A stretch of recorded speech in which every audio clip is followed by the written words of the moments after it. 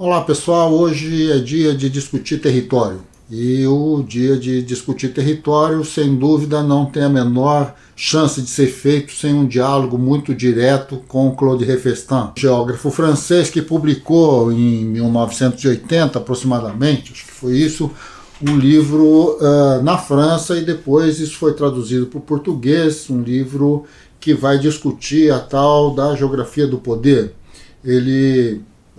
O nome do livro é Por uma Geografia do Poder. Foi publicado no Brasil pela Ática e em 1993, essa é a versão que eu tenho aqui, mas certamente não é da primeira edição. Agora, a questão é, lá pelas tantas, Refestin discutindo então essa coisa da geopolítica, os problemas do poder e tal, chega à noção de território e acaba construindo todo um capítulo para discutir o significado de território. E é justamente aí que nós vamos nos debruçar. A gente vai tentar, então, desvendar minimamente o significado dessa discussão para Refestin e o porquê que, no final das contas, ele chega nesse ponto. Acho que o ponto de partida de Refestin é bastante interessante, porque assim, toda a intenção dele ao colocar essa questão é dirimir dúvidas, né? Estamos aqui para resolver dilemas. Então, ele diz assim, espaço e território não são termos equivalentes. Então, justamente para discutir o significado de território, o ponto de partida não é o território enquanto tal, um conceito de território enquanto tal. Na verdade, toda a discussão ela começa com uma negação, o que é um pouco estranho do ponto de vista pedagógico, digamos, ou então isso implica, na verdade, uma certa preocupação do autor em se colocar sobre um terreno um pouco mais seguro, né, dessa discussão ou de qualquer outra. E ele começa dizendo justamente isso: espaço e território não são termos equivalentes. Por tê-los usado sem critério, essa é uma questão, né? Os geógrafos criaram grandes confusões em suas análises, ao mesmo tempo que, justamente por isso, se privaram de distinções úteis e necessárias. É interessante, acho que realmente, do ponto de vista das intenções, Refestin nos coloca o dilema. Todo mundo fala de espaço, de território, mas assim, claro que poderemos preencher essa lista, né, que só está restrita a esta relação espaço e território, com um conjunto de outras categorias que se confundem com território e que na literatura geográfica estão mais do que superpostas, entremeadas e nenhuma delas, na verdade, muito bem conceituadas, e portanto esta confusão realmente ela existe. E aqui vamos então acompanhando a questão proposta pelo Refestin. Num parágrafo imediatamente depois, ele já vai iniciar dizendo assim: é essencial compreender bem que o espaço é anterior ao território. Porque quando eu digo que o espaço é anterior ao território, eu estou quase que estabelecendo uma relação histórica. Existe algo que precede o território, que é o tal do espaço. E sem dúvida, este tipo de discussão nos leva imediatamente à crítica da razão pura, a Kant. A ideia de um espaço a priorístico, um espaço que está antes de qualquer coisa. Então, ele vai nos dizer que o território se forma a partir do espaço, é o resultado de uma ação conduzida por um ator sintagmático.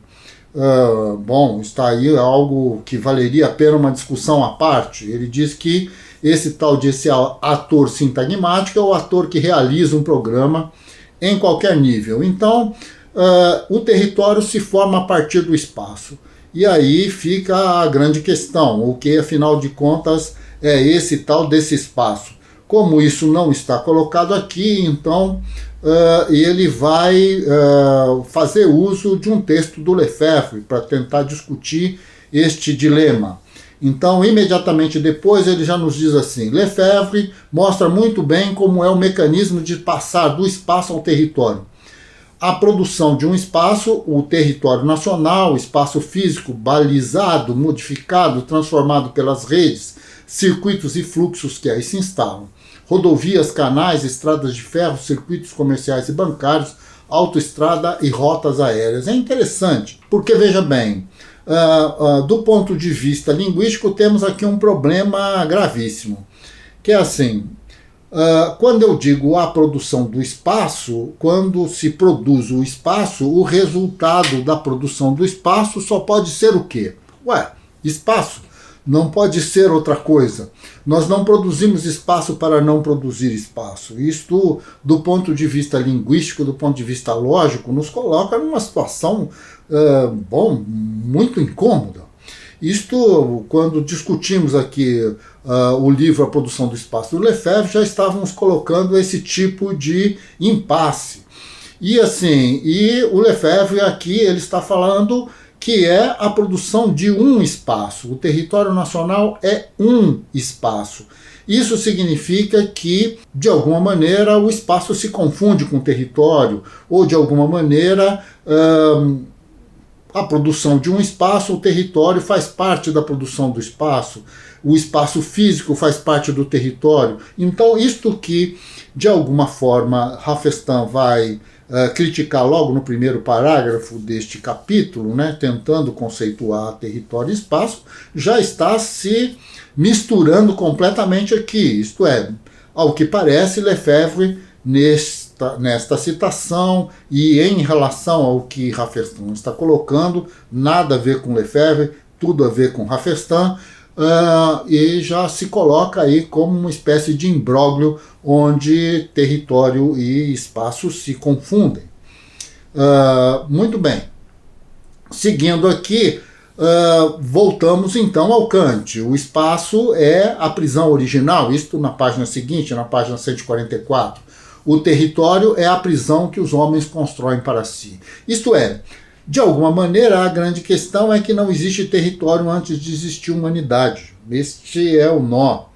Porque, no final das contas, nada nos impede de dizer que uma cadeia de montanhas é uma espécie de ordenação, independentemente do fato de, as montanhas existirem muito antes da existência da humanidade. E aí vem então que o espaço é, portanto, anterior e pré-existente a qualquer ação. Não há a menor dúvida com relação a isso. Um espaço pré-existente e anterior a qualquer relação nos desloca então ao pensamento kantiano, e aqui tudo vira realmente uma confusão sem fim. Evidentemente, o território se apoia no espaço, mas não é o espaço. Eu não sei se isso é tão evidente, porque não é evidente nem mesmo para Hafestán. De qualquer forma, a grande questão é que há uma diferença, portanto, em Hafestán, nessa tentativa de uma construção conceitual, onde o território, então, é o espaço pensado, é o espaço sobre o qual se interfere, não sei exatamente o que seja o território, e não sei exatamente o porquê que território não é espaço. Não sei, pelas explicações que Hafestán está colocando para nós. Lá pelas tantas, já na página...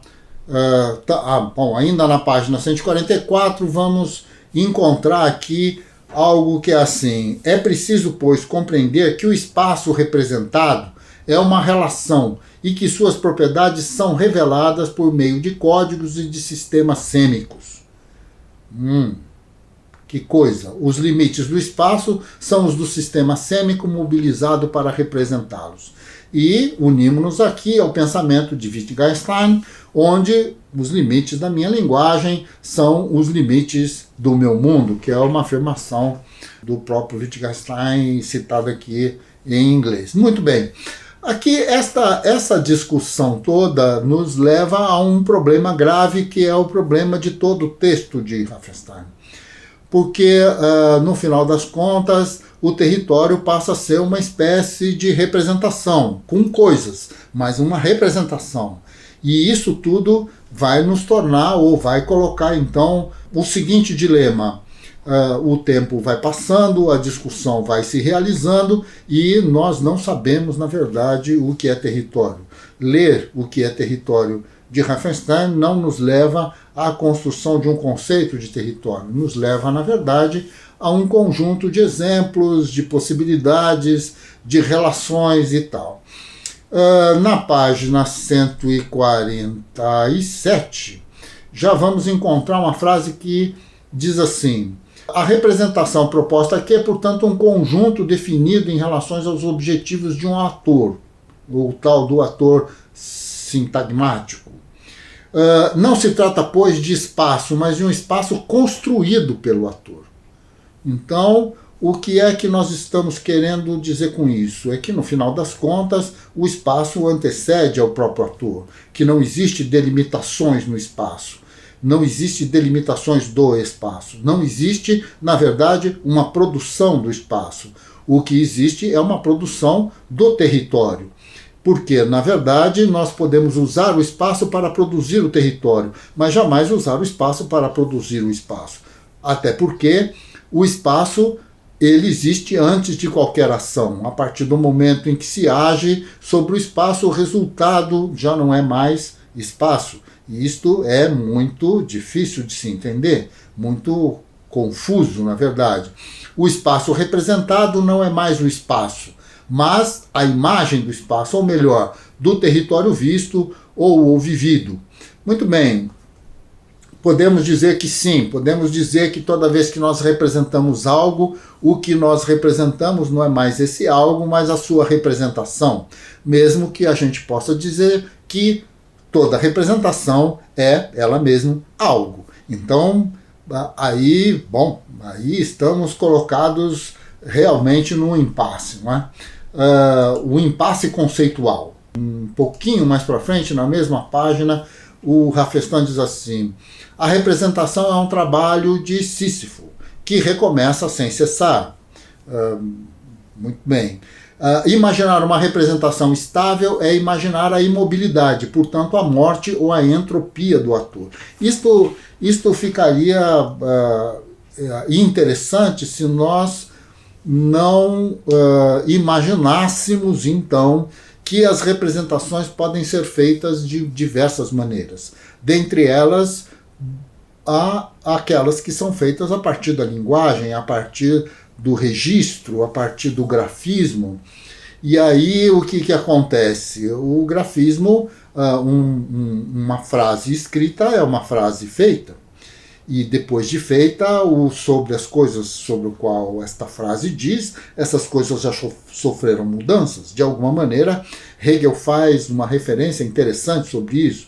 Ele diz, inclusive, que, isso na fenomenologia do espírito, que a linguagem é um problema, porque, na verdade, ela mata o movimento. E isto nós temos de aprender, então, como é que isso se faz. A coisa vai piorando muito no transcorrer de todo o texto, e o que nós vamos encontrar aqui é uma frase que, me parece, nós teremos aqui que vamos tentar terminar esse nosso vídeo explodindo esta coisa nesse momento. Nós estamos aqui na página 149 e o último parágrafo da página 149 diz assim: mas o que é então o território? Esta é a pergunta. Bom, vamos indo, e o autor não está feliz com tudo aquilo que ele escreveu, porque ele tem claro, ele não conceituou território, e isto é um fato para ele, um fato para nós, um fato para quem lê o texto. E ele diz assim: vamos mostrá-lo no parágrafo seguinte. Ok, então vamos ao parágrafo seguinte. Quando nós chegamos no parágrafo seguinte, o que nós vemos é uma mudança do item. Entramos então no item 2 deste capítulo e vai chamar então este item de o sistema territorial. Então aí a pergunta é, nós vamos aqui conceituar território, nós vamos chegar a um sistema territorial ou o quê? E aí vem o parágrafo todo, um parágrafo relativamente longo, e é aqui que ele vai dizer o seguinte: que apresentaremos primeiro os diferentes elementos do sistema territorial, aos quais consagraremos em seguida, para cada um deles, um capítulo específico. A promessa, portanto, não se cumpre. O parágrafo seguinte não conceitua território, e isto, sem dúvida nenhuma, vai se desenrolar por todo o texto. No mesmo parágrafo, vamos um pouco mais à frente e vamos dizer assim: toda a prática espacial, mesmo embrionária, induzida por um sistema de ações ou de comportamentos, esse negócio de sistema de ações é conhecido bastante da gente. O sistema de ações ou de comportamentos se traduz por uma produção territorial que faz intervir tessitura, nó e rede. O resultado, portanto, é que a ideia, não é que o tal do território é um conjunto de tessituras, de nós, de redes, de articulações. Então o território é uma rede. Bem, acho que aí nós já começamos a nos perder do ponto de vista da construção do conceito, porque se o território é uma rede, o que seria uma rede? Né? Entramos então num sistema de pensamento absolutamente tautológico e não chegamos, na verdade, a nenhum conceito.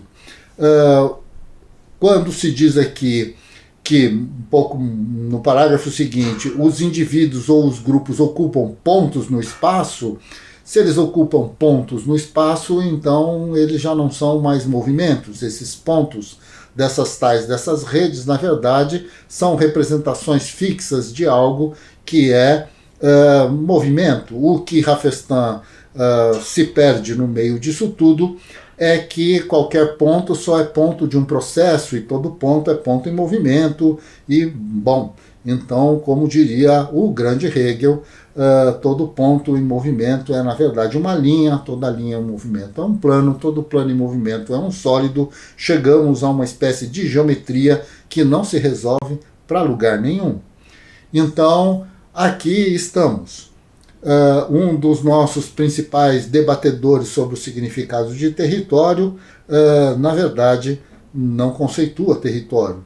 E aqui nós temos, então, uma discussão que tenta resolver um dilema, mas, na verdade, só o prorroga.